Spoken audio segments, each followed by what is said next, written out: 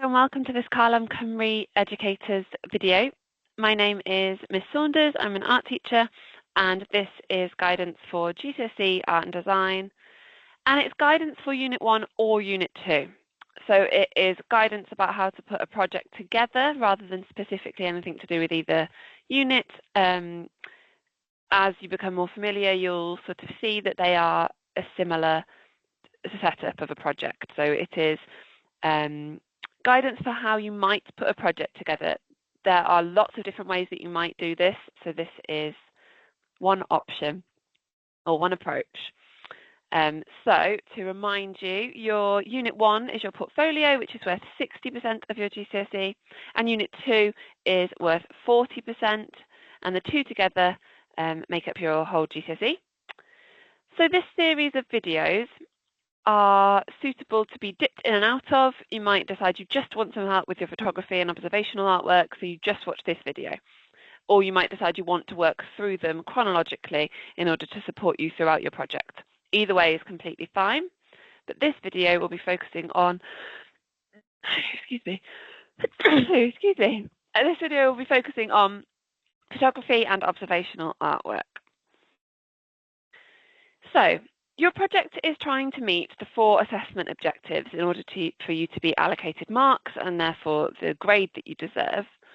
And these are the questions that your project could answer in order to address those assessment objectives.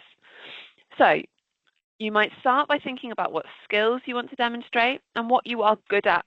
So you are by now a GCSE artist, you've been making art for several years, possibly your whole life, and you should probably by now know which types of art, which mediums you prefer, and what you are getting really good at. So those are the kinds of things that you want to take the opportunity to show off.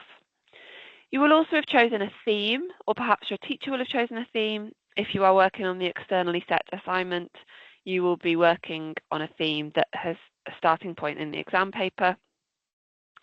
But from there, you'll be making it really personal and you'll know what your project is going to be about. You need to do some research, thinking about anything that exists outside of your own ideas. So that could be articles, poems, interviews, statistics, documentaries, conversations, interviews, oh, I've said that one, your own experience. Maybe it is about your family or about a holiday you've been on or about a hobby of yours. You can make a project about probably anything for art, and the key thing is that you are passionate about it. So once you've made all those decisions, you'll then need to start thinking about demonstrating artwork inspired by those things. So photography and observational work, artists, and then experimenting and refining your work. So this video will be focusing on deciding what you're going to take photos of and where you can go to look at inspiring things, and then how you will show that you've looked really carefully at your subject. So at this point, you might have decided upon your skills that you want to show off. So that could be pencil drawing, oil painting, stitch, oil pastels, biro drawing. That is by far not an extensive list. It's just a few examples of what I mean by showing off your skills. You will have probably come up with a theme by now.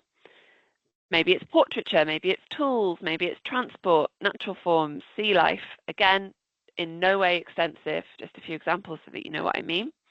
And from these, you will then need to take some photographs and observe or look at something to inspire your artwork.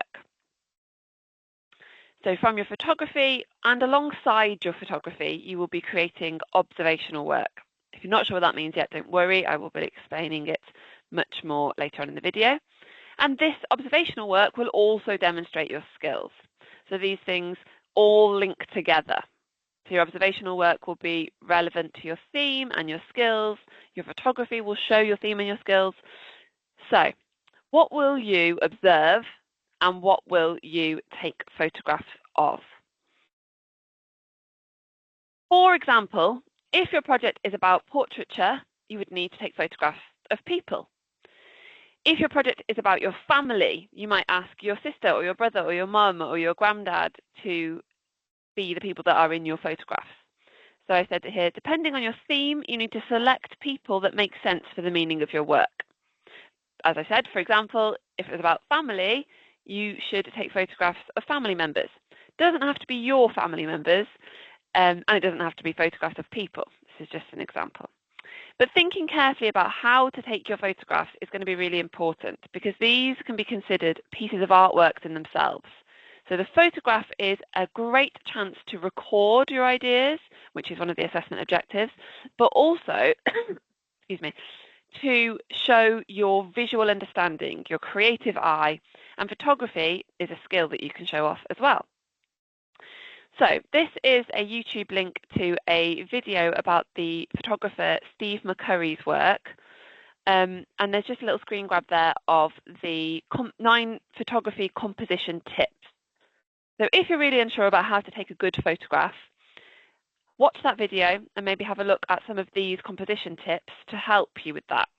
So it's got rule of thirds, leading lines, diagonals, framing, contrast between background and subject, fill the frame, center dominant eye, patterns and repetitions, and symmetry. So simple things that you can see much more carefully demonstrated, explained in this video. So if you want to go further into this, go and watch that video. But they're quite simple things. For example, leading lines, you've got the train track there and the grass. Those lines just all come to one point. So that means that it brings your eye to a point on the image which aesthetically our brains like. So it means that the image seems aesthetically pleasing. So it looks good, quite simply. Repetition, so you've got the repeat of all of the blue little bicycles, like little squares. The framing, so deliberately using a window or a door frame to stand in if it's a person that you're taking a photograph of. Just thinking really carefully about what is around you and how you can angle yourself and your camera or your phone, whatever you're using, to try and get the most interesting shot you can. Symmetry is a really simple one. And there where it says center dominant eye, if you watch this video, it explains it really well. But you can see from this picture here, the eye of the person there with the turban on is right in the middle of the shot. So it means the center dominant eye, you're right in the center, and that attracts the eye to the image as well and creates a level of sort of slightly off symmetry, which again works really well. So really thinking carefully about your photography. For example, if you're looking at portraiture, these are just some images that I found from a Google search, but just thinking about how to make your portraiture as interesting as possible. So thinking, do you want the whole body in the shot? Do you want just the face? Do you want literally just the face, so there's no background, nothing else going on? Do you want the model to do something in particular? So all of these are quite powerful portrait photographs. You also need to think about what your purpose is for your photographs. Are you going to be drawing from them? Are you going to be stitching into them? Are you going to be making prints from them? So if you were making lino prints, for example, you wouldn't want too many tiny details because lino is quite difficult to get really fine lines. So this one, for example, here, trying to get all of the details of the suit and the watch and the glasses might be really difficult. Sorry, just snip back to that one. You might want something more simple if you're doing lino printing, but if you're doing a tonal drawing and thinking about fabric and the texture of fabric, brilliant. That's a great shot for that. So the different things that you would need to be considering are angle, lighting, props. So that could be that you make something, that you borrow something, that the person is holding something, and you don't have to take photographs of people. I'm just using that as my example for this video. Or you might even make props of what's around. So for example, in this image on the screen at the moment, holding the hair creates a dramatic image. And actually, if you're looking at drawing hair, this is a fantastic place to start.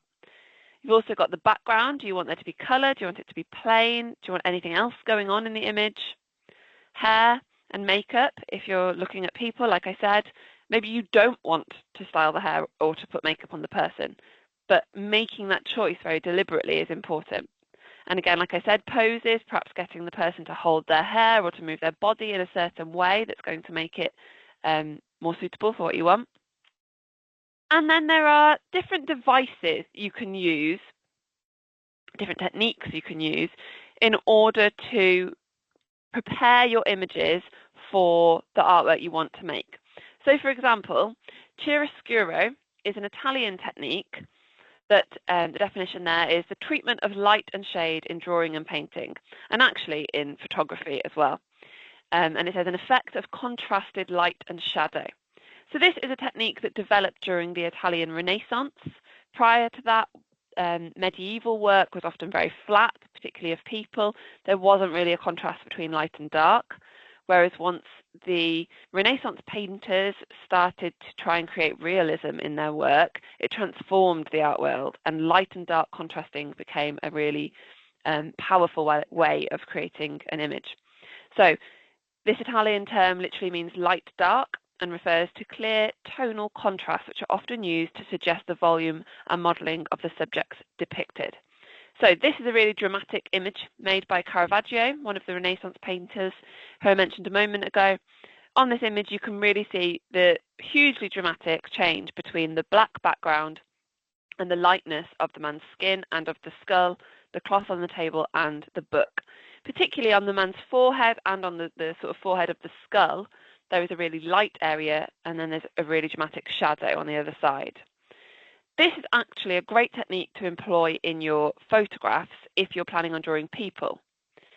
If you take a photograph of a person and it is completely one tone, so for example, if it's straight on, you haven't played with the lighting at all, it's just the natural lighting of an inside natural lighting, it's going to be quite a flat image. So even if you draw it beautifully, it's going to look quite flat. And when we're creating realistic drawings, we want them to look quite 3D. But even if you have drawn it perfectly for the image you've taken, it isn't, excuse me, it isn't going to look 3D because the image doesn't look 3D. So you want to help yourself out there in order to allow yourself to create really great drawings. Excuse me. So for example, again, these are just images from Google. Spend some time searching this technique if you'd like to use it and get really used to what you would like it to look like. For example, these images show a dramatic difference between the light and dark. So if you imagine trying to draw this now with a pencil, it is going to be really clear to you where it needs to be shaded in really, really dark and where you need to go really light with your pencil or whatever you're using, but pencil as an example.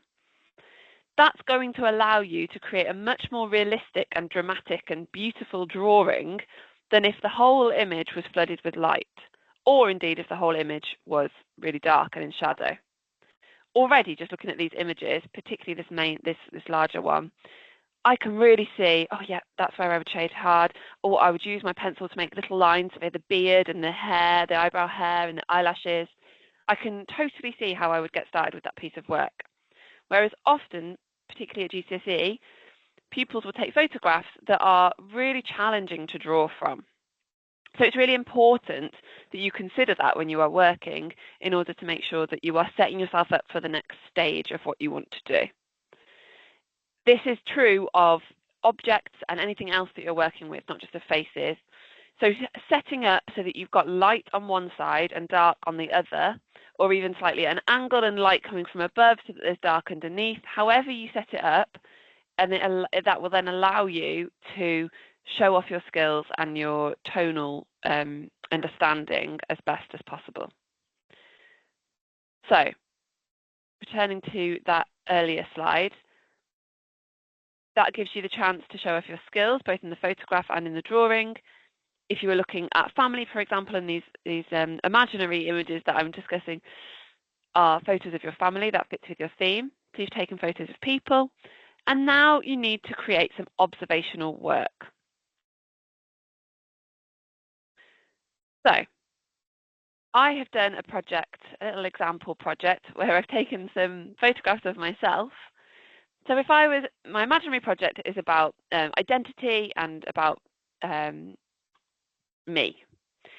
So in order to draw well from these photographs, I have deliberately made sure there are contrast in tone, and interest in the image. So for example, on the smaller one, I've screwed up my eyes so that I've got a really good texture to draw. I've got all of those wrinkles in between my eyes, some wrinkles on my nose, wrinkles here, lines in my skin under my eyes, earrings, stripes on my t-shirt, sort of slightly messy hair.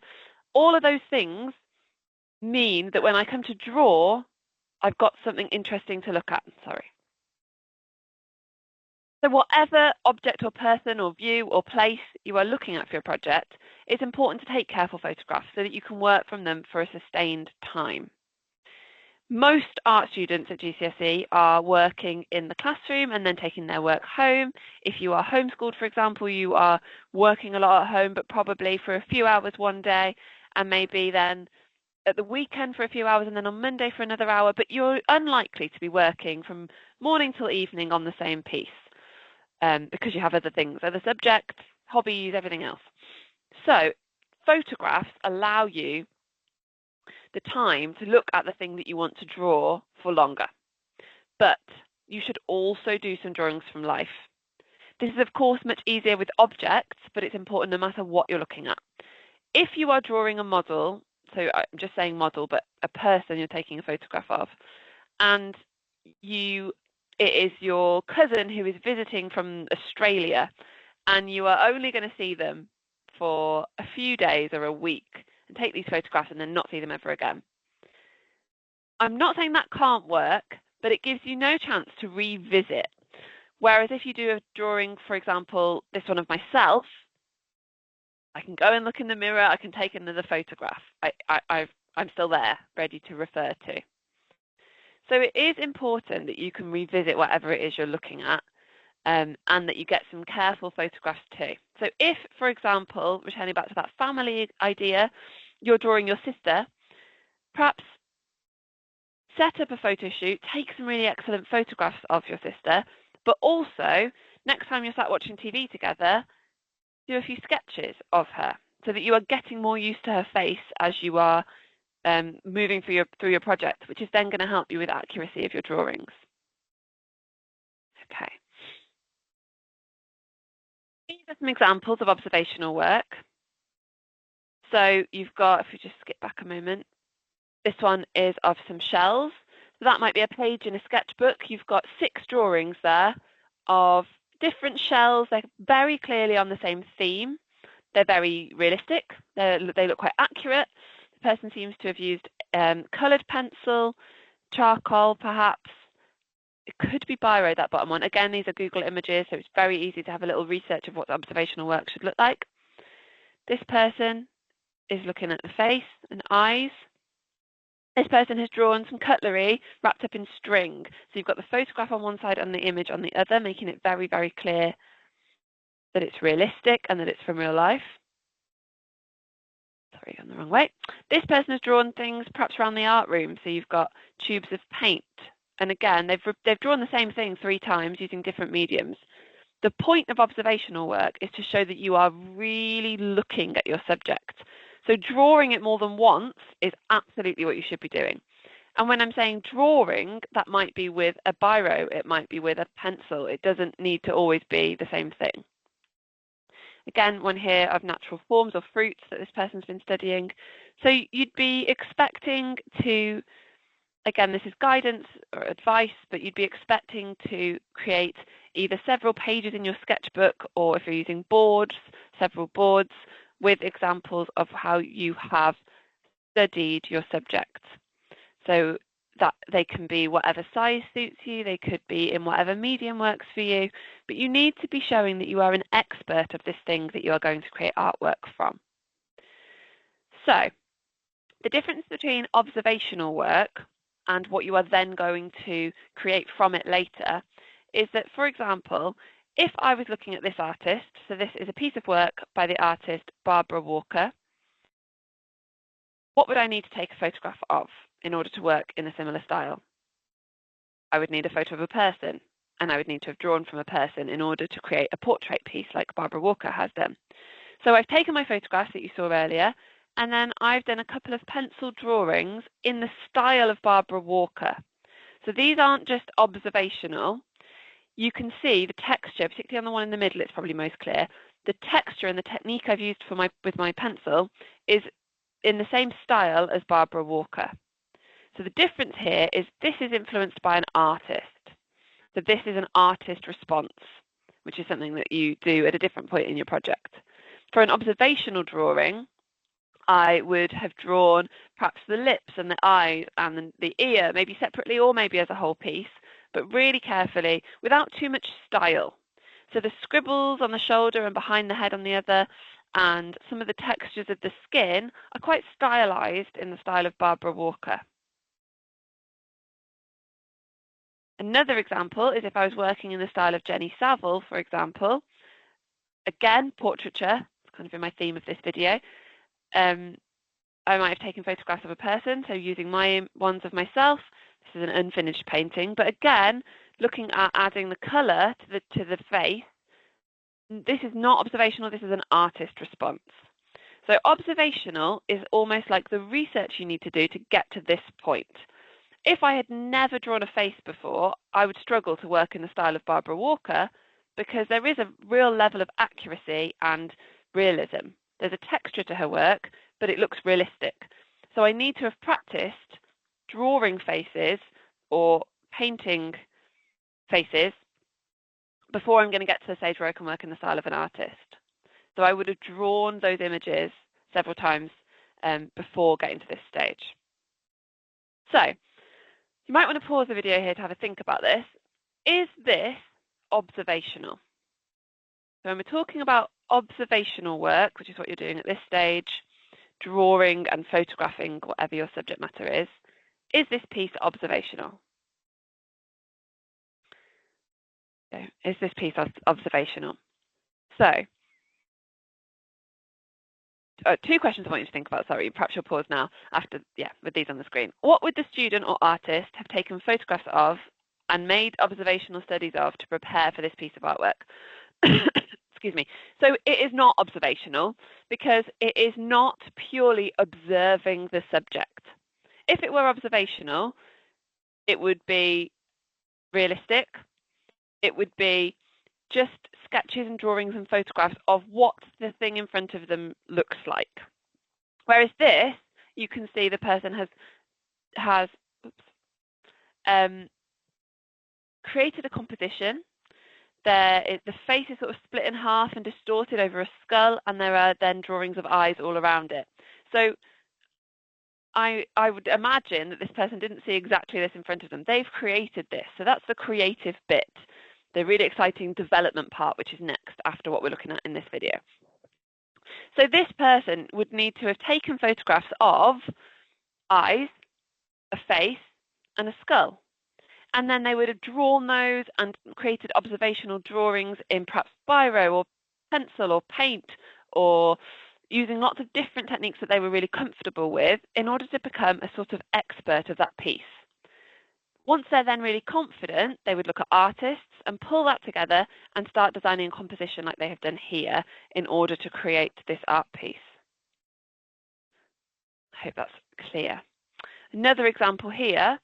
So this is an example of the observational work and then the piece that followed it.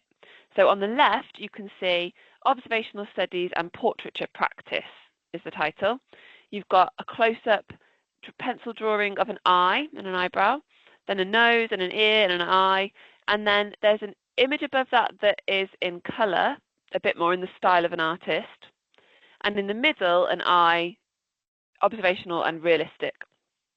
Then on the right, you've got a final outcome. So that is having used all the research and the practices and the observational studies and the photographs to create a piece of work. So observational studies and photography allow you to show off your skills, whether that's drawing and photography and painting, maybe just one of those things, but showing off what you are good at, and prepares for your developments. So you're providing yourself with primary sources to inform your work. So at the very beginning of your project, if you started drawing a face with no references, even if you are really talented at drawing a face and you've practiced it loads before, if you are not looking at a real face, it is not going to be that accurate. And during your GCSE, you need to be sort of showing what you might say in maths is showing you're working out. You need to show your teacher and your examiner how you got to that drawing of a face. So that means photographing faces, studying the face, drawing from different angles and different sections. Maybe as you're drawing, you think, do you know what? I find the nose so hard to draw. So you draw the nose 4 times using different mediums at different scales. Maybe there's a tiny one, a huge one. So you become this expert of this person's nose, so that when you then go to create your final developments, a bit like this one on the right, perhaps your left, the full face looking to the side, this person is confident that they know how to paint their eyes like that. They know how to paint the eyebrows. They know how to paint the lips and the nose and the side of the face. They've prepared. They've broken it down into pieces and prepared for it. So in other subjects, you might be revising for the end result, which is your exam, perhaps in maths, for example. Whereas in art, the end thing is your final piece. And all the way, instead of revising as such, you're finding all the little bits and practicing and preparing and refining and evidencing that. So whereas you might not keep your revision notes to show the examiner at the end, in art you need to do that.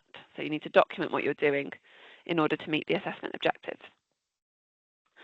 So for your observational work, to recap, carefully taken photographs are great to draw from, but so is real life, and it's something that is done less and less, and I know that examiners and moderators and teachers want to see more of it. So where you can, draw something in real life. And some tips for when drawing from life are: ensure your setup allows you to stay there for a while. If you are drawing something that is not going to stay still, you're probably going to get some very quick sketches and then need to take some photographs. So if it's something you can control, so for example, if it is, going back to my earlier example, if it is your sister, get her comfy, make sure she doesn't need to go off and do anything else, really say, I need you to sit there for an hour, is that all right? Prepare to be there for a little while. You want to try different papers and pens and pencils and angles, and really explore this thing that you're looking at. And photograph everything. So even if you're drawing from real life, photograph what you have drawn as well, so that you can evidence it and document it in your sketchbook or boards. And maybe even ask someone to photograph you doing the drawing. If you're sat there with your sketchbook and your sister's posing, or your fruit is all set up on the table and your stepdad walks past, just say, could you take a photograph of me? So that you can then document that in your sketchbook, because this allows you to access marks for recording, which is one of the assessment objectives as well. You want your teacher and your examiner to know everything you've done, to see everything that you've done, to not miss anything. And if you've spent a long time getting the makeup and the hair and the pose of your person all beautifully ready for your photograph, evidence that. Make it really clear. Do some little notes about how you decided how to do the makeup. Maybe you've got some reference images from a fashion magazine that you used for the hair. Really show off all of the things you did so that you are able to be rewarded for those things. And my final tip for observational work, which sounds obvious, is look at what you are drawing. Something I do when I'm teaching Year 7 sometimes is ask them to close their eyes and picture what something might look like, so maybe a house. And they often picture, so for a house, for example, the little square with the little triangle as the roof. And then I show them a picture of a house and I say, does this look anything like what was in your mind? And most often they say, no, it doesn't. So drawing what you actually can see instead of what your brain thinks you can see is a really good tip for observational drawing. Our brains are looking for shortcuts. So our brain goes, I know what that looks like. It looks like this. It's this shape. But actually, sometimes if you really slow down and look carefully at something, you'll see that it's got slightly wonky shapes or slightly different lines than you thought it had. Got a little picture there of the progressions of a really young child learning to draw, and how when you first start drawing, you draw a person with their legs coming straight out of the side of their little, whatever shape that would be for a body, And slowly as they get older, they start to draw the body properly because they've looked at people and they have obviously got better control of their hands. But the psychology of drawing is that we develop a little schema in our minds about how to draw something without really looking at it.